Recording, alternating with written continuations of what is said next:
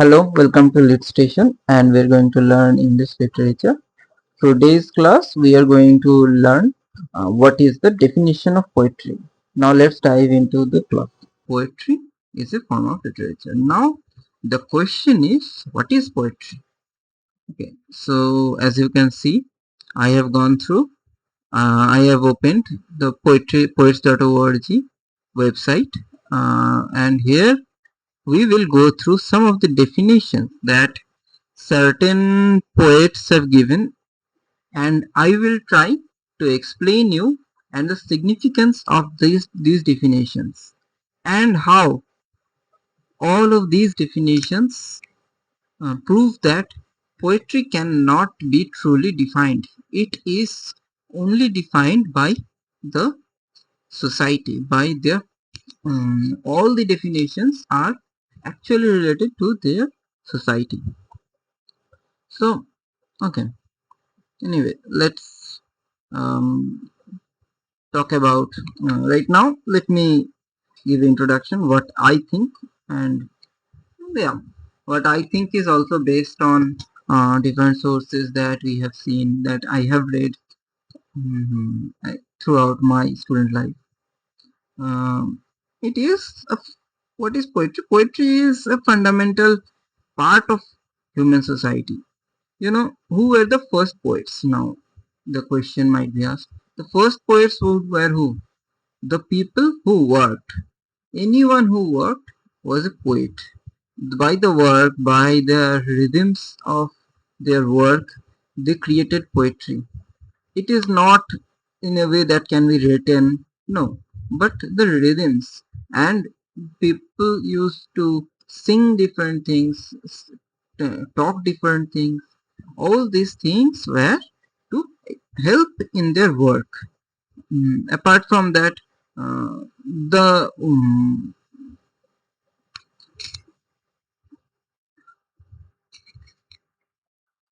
poems actually, the poems or whatever we are calling now poetry, it was in a very crude form. Anyway, okay. But again, what is poetry? I am not defining what is poetry right now. I am just saying how poetry started. I will go into that, what is poetry. But okay, why I am not defining the poetry, what is poetry is very beautifully written by Jorge Luis Borges. He was an Argentinian poet.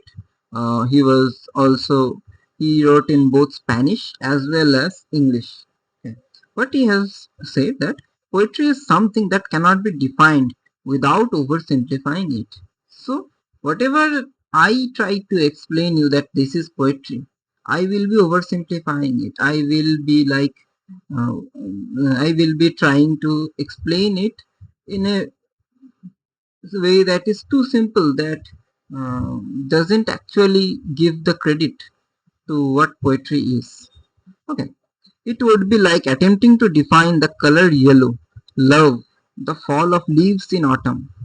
Okay, what are these? Colored yellow. Colored yellow is all of these are sensory things. We can only sense through our different sense organs. Okay, like color we can see, love we can feel. That is also not, we cannot feel through different sense organs. It is either a higher feeling, that is a higher emotion.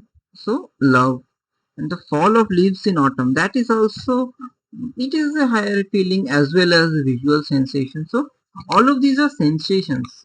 Sensations can be explained, but if we try to explain, we are actually degrading the sensation. As can we explain something through our eyes? Can we explain the color of, we can see the color yellow through our eyes, but we cannot explain it through our eyes. We have to put it into words. Okay, so by putting into words, we are in a way not conveying the actual thing, but we are conveying what we think it is. Anyway, so all of these are what? Subjective views. We cannot exactly tell what is color, the yellow. So in the same way, we cannot exactly tell that this is poetry. We can understand that when we read something, we can tell that this is poetry, but we cannot exactly define it. Anyway, that doesn't stop people from trying. So many poets have tried to explain what is poetry. So anyway, like we will go through those things, and when we go through these, we will try to explain. So I am taking the Philip Sidney. What Philip Sidney has said, that poetry is a representing, counterfeiting, and figuring forth, to speak metaphorically, a speaking picture, with this end to teach and delight. Okay. I will go through each of the definitions and try to explain it to you. In the process, I will suggest you to look into the things and what you notice. What in the sequence that the say definitions are written is a very significant thing. Okay, you have to understand why they are written in such a sequence. These definitions. Okay, first is, what is a poetry? Poetry is a representing, counterfeiting, and figuring forth, to speak metaphorically, a speaking picture, with this end to teach and delight. So, this what Philip Sidney tries. Philip Sidney was an Elizabethan poet.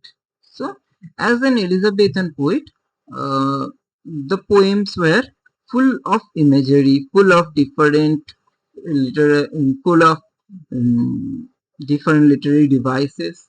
So it was like a bouquet of flowers. It is always beautiful. It will use metaphors, and it will always try to show. It will not just tell. It will show. So what, according to Sydney, poetry is? It is like showing something through words. Okay. So creating an imagery. And Ben Jonson, but in the other way, Ben Jonson was referred to poetry as an craft of making. So Ben Jonson was a very structuralist. Okay, he was more of a critic. Okay. He was a critic, so he saw poems as very structures. He tried to understand the structural qualities of poems. So he thought that poetry is something that can be created, that can be made.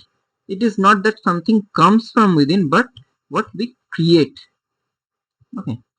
Um, but in contrary to that, we can tell, in contrary to these Ben Jonson, there are two poets who have defined poetry, that doesn't focus only on the structure, but also on the emotions that they carry. Rather, they focus more on the emotions. Structure is secondary to them. So, namely, they are Coleridge and Wordsworth. What Coleridge and Wordsworth has done, that they have written two different definitions of poetry. Anyway, though they both have worked together, you must have known that Coleridge and Wordsworth both had worked together in the lyrical ballads. Okay, so Coleridge has written that the best words, poetry equals the best words in the best order. Yeah. This is what he thinks, that he created what his poems are like. When we read through them, when we go through them, we will know that Coleridge's poems are very, very meticulously crafted. Every single word, every single sentence is very meticulously crafted, and they everything every single verse, every single syllable carries importance in his poems. So he defines poetry as the best words in the best order. That is how he sees poems. Okay. And in the same way, he also used very different kinds of magical things, special kinds of mm, creative emotion, creative feelings. So he has described his poetry as that synthetic and magical power, to which we have exclusively appropriated the name of imagination. So, to him, to Coleridge, poetry is actually a form of imagination. What we imagine is poetry. Okay. Wordsworth, only on the other hand, says that it is a very famous quote in English literature.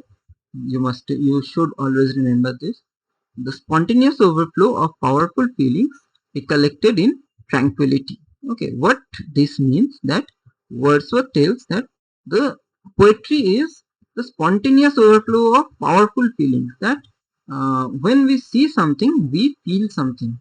Okay, and that feeling is stored inside us. And then when we try to recollect them, when in a closed place, when our mind is not thinking about anything else, then what we feel, what these powerful feelings come to us, how the powerful feelings come to us is poetry. And when we write it, we are actually writing those powerful feelings. Okay, so poetry is nothing but that recollection of powerful feelings in tranquility. And in the same way, uh, we will go through uh, Matthew Arnold. We are now going to Matthew Arnold. Okay, and I am not going through Shelley because uh, Shelley's vision is also very important, but Matthew Arnold is a very big transition from all these things. What Matthew Arnold was also a poet as well as critic of in literature. Okay, what he has narrowed the definition to a criticism of life. What through poetry, what we do actually is we criticize the life. Whose life? Life of us, life of the people who are in power, life of the people who are not in power, as well as the whole humanity or the world, the all the living creatures on the earth as a whole. So what this what how do why does Matthew Arnold describe poetry as such? Because he belonged to Victorian period, and in the Victorian period, what happened? We must know about the Victorian dilemma. What happens in Victorian dilemma? That in the at that time Marxism came, and the Darwin gave forth the origin of species. All these things, what they did, that they questioned the very belief system of human beings, the belief system of Christianity or any religion as such, as both these things, the origin of species and Marxism, and the advent of science, the industrial evolution, everything questioned the very existence of a deity, of any form of supernatural power beyond human, beyond this physical world. As well as it questioned everything that was related to the religious system. It questioned anything, any superstition, any form of belief that does not follow science. So the dilemma between science and religion at that time, Matthew Arnold suffered from this dilemma all along his life. So both he viewed the world through the lens of both these things, but he always looked forward to science, to the future. He was always hopeful to the future. So to be hopeful to the future, be we must be able to criticize the present. We must be able to look at the faults of the present. So what he described poetry, the description of poetry is in a way the description of the society, of the time. As we can see, we will go through the other definitions. We will understand that all these definitions are related. I have already explained in a way, in short, that all these definitions are actually representative to the society. Anyway, then Ezra Pound has described that poetry is about as much criticism of life as red hot iron is a criticism of fire. It is again the contradict. Ezra Pound has contradicted Matthew Arnold now. Okay, like um, poetry is not actually criticism of life. Poetry is what? Celebration of life. Poetry is not criticism of life. Poetry, to Ezra Pound, poetry is the celebration of life. It is not criticism of life. How does he do that? Ezra Pound compares like red hot iron is in a way a product of fire. So red hot iron is not a criticism of fire. So poetry is not a criticism of life. Okay. Then I will go to Robert Frost. Robert Frost has described poetry that is a satirical way, or I would say in a mocking way, that poetry provides one permissible way of saying one thing and meaning another. Okay, this is a very funny thing. It is also related to Robert Frost's poems. Robert Frost's poems have described something and said and meant something else. Like his poems will look like written about nature. As a young student, when we were in schools, we have read Robert Frost, but when we read Robert Frost, it was just a nature poem or poem about uh, simple human situations. But as we go deeper, as we analyze the poems more to its socio-economic conditions, we understand that Robert Frost's poems were lamentations of the old society as well as criticisms of the new society. Okay. Uh, his poems are very very political, yet they seem very very apolitical. So these kind of things poetry can give, this kind of liberty poetry can give to the poet, that he or she can talk about something else, but mean something else. And I will end through Emily Dickinson's definition, that it is what I have told in the beginning, that what poetry is. Poetry is a feeling. Poetry is something that we can feel. It cannot be defined. If we try to define poetry, it is way meaningless job to do. Like you can argue that my video is meaningless, but no, my video, the final result might seem meaningless, but the process, the sometimes we say that goal is not the most important thing, but rather the path is the important. So the process we are going through, that while we are trying to understand poetry, we are not actually understanding what is poetry, but we are understanding what is society and how our society functions through poetry. And that is what I will try to help you, guide you to understand, that we will try to understand society, we will try to understand the socio-economic conditions through literature. Literature will be our medium to understand our present, our past, and if the premises allow us, we will try to understand the future as well. Okay, anyway, Emily Dickinson, what she wrote. Emily Dickinson, let me tell you something before I read it, because this will give you a background of her.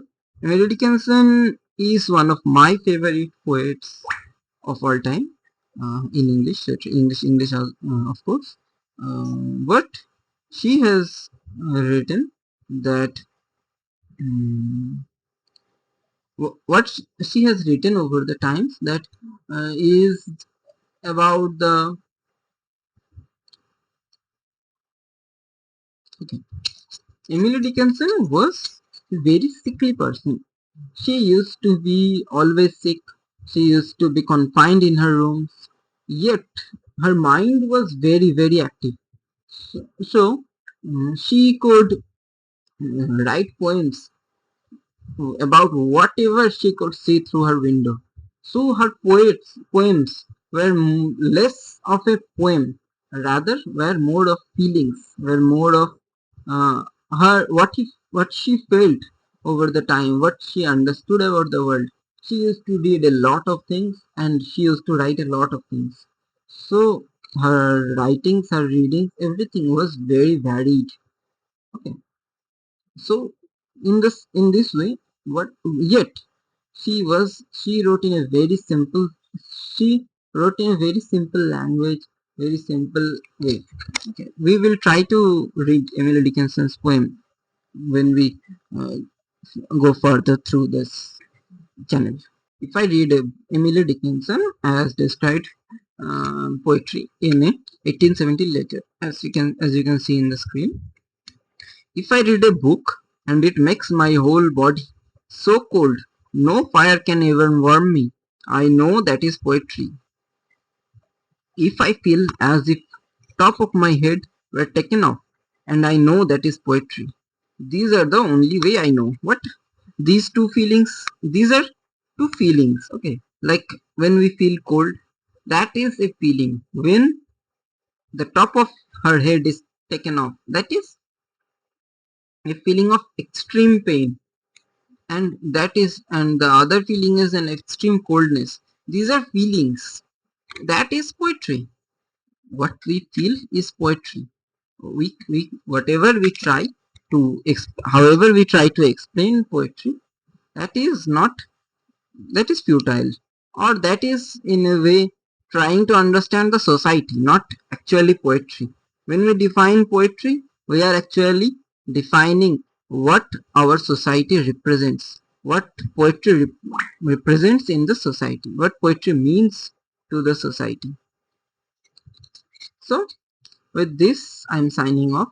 Mm, Definition of poetry. You can write your suggestions in the comment section. I will try to read and answer as much as possible.